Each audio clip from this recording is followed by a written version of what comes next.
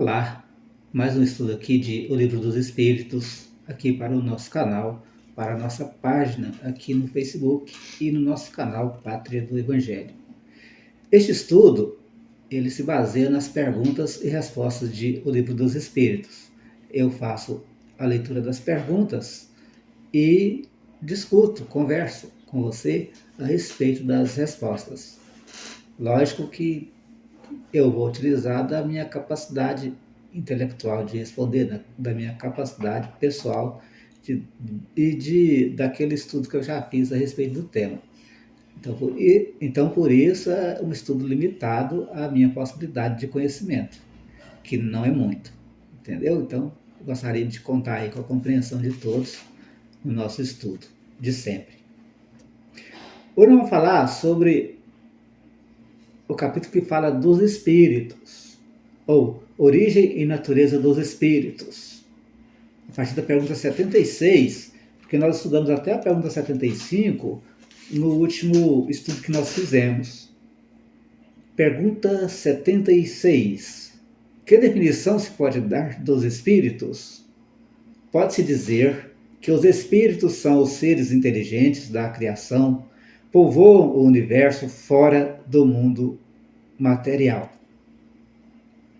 Nota: o vocábulo espírito é empregado aqui para designar as individualidades dos seres extracorpóreos e não mais o elemento inteligente universal. Bom, então, para entender essa questão dos espíritos, precisamos entender como é que funciona isso. Quem são, onde estão, como estão e a sua situação em relação a nós. Os espíritos somos nós, que deixando essa matéria física, ingressamos em uma dimensão espiritual, onde nós vamos vivenciar experiências em um mundo que, mesmo que se acredita novo, quando a gente chega lá, é um mundo que nós já conhecemos. Nós já estivemos lá, nós já vivemos lá, muito mais tempo do que aqui. E quando a gente diz lá e aqui, não faz muito sentido em questão espiritual.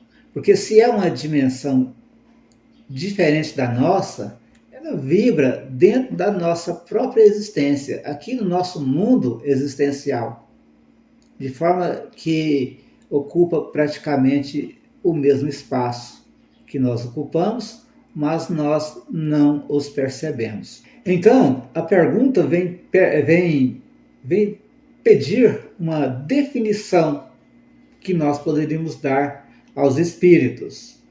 E eles nos respondem que eles são os seres inteligentes da criação.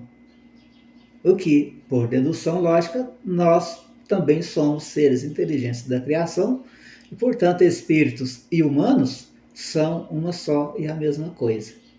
Estou falando dos espíritos inteligentes, com pensamento contínuo e evoluindo, naturalmente, para a questão de humanização e depois para a questão de angelitude. E aqui Kardec explica que vai usar o vocábulo espírito, a partir desse estudo aqui, como designação dos seres extracorpóreos. Ou seja, não vai ser mais a respeito do elemento inteligente universal. Porque nos estudos anteriores, a palavra espírito, a maioria das vezes, designava os seres, por exemplo, Deus, como é um ser inteligente, seria um espírito, criador, né? Essa palavra seria para designar isso. Um animal, qualquer outro ser que já está desenvolvendo o princípio inteligente, também nós podemos chamar de espírito, né? O espírito de um cachorro, o espírito de um elefante, o espírito de uma vaca, né?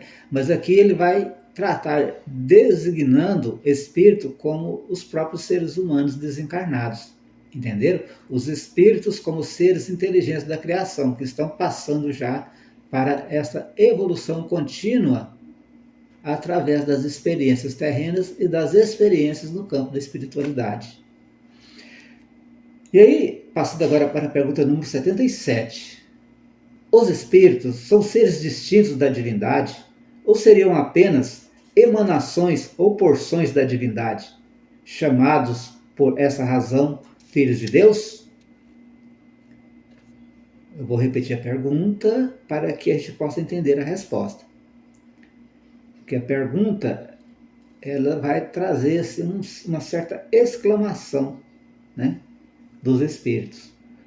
Os espíritos são seres distintos da divindade ou seriam apenas emanações ou porções da divindade? Quer dizer, Kardec pergunta se os espíritos são seres que Deus criou, né, distintos, ou se Deus tirou um pedacinho dele, vários pedacinhos para poder fazer os espíritos, né? Essa doutrina seria chamada panteísmo, gente. E por essa razão seria chamado Espírito de Deus, né? Nesse caso, na pergunta. Essa doutrina do panteísmo, ela é aquela doutrina em que acredita que nós somos parte de Deus e não criados por Deus. Aí, nesse caso, a gente teria todas as possibilidades de Deus, né? Porque nós, sendo parte de Deus, a gente seria também infinita em perfeição, em amor, sabedoria, em grandeza, inteligência. Isso nós não somos. Nós acreditamos que somos filhos de Deus, criados simples e ignorantes. E a nossa ignorância vai diminuindo à medida que a gente vai evoluindo. E a nossa simplicidade, ela vai ganhando um ar de complexidade.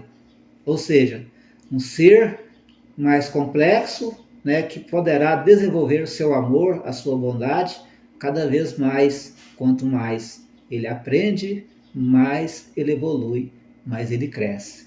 E a resposta? Meu Deus, são obra absolutamente como um homem que faz uma máquina. Trazendo aqui para os nossos dias, nós somos filhos de Deus. É como, fazendo a comparação, é como se, por exemplo, eu criasse um robô. E aquele robô saísse andando por aí com bateria e tal. Ele é meu filho, eu criei, eu fiz, né? Mas ele não é parte de mim. Entender? Essa máquina é obra do homem e não ele mesmo. Sabes que quando o homem faz uma coisa bela, útil, ele a chama sua filha. É o que eu falei, ó. Sua criação. Pois bem, o mesmo se dá com relação a Deus. Somos seus filhos, uma vez que somos sua obra. É verdade? Somos filhos de Deus. Ele nos constrói. Não digo que ele nos construiu, ele está nos construindo. Falta ainda que nós adquiramos, por nossa experiência e vontade dele, a sabedoria total, a angelitude, né? E para isso nós precisamos trabalhar, evoluir, buscar, fazer cada dia mais para desenvolver os nossos sentimentos, né? Desenvolver a nossa paz de espírito e criar essa situação divina que Jesus diz que nós temos. Ele diz que nós somos deuses, né? E claro que Deus no sentido miniatura mesmo, no sentido de filhos de Deus com capacidades de construir, de fazer, de melhorar.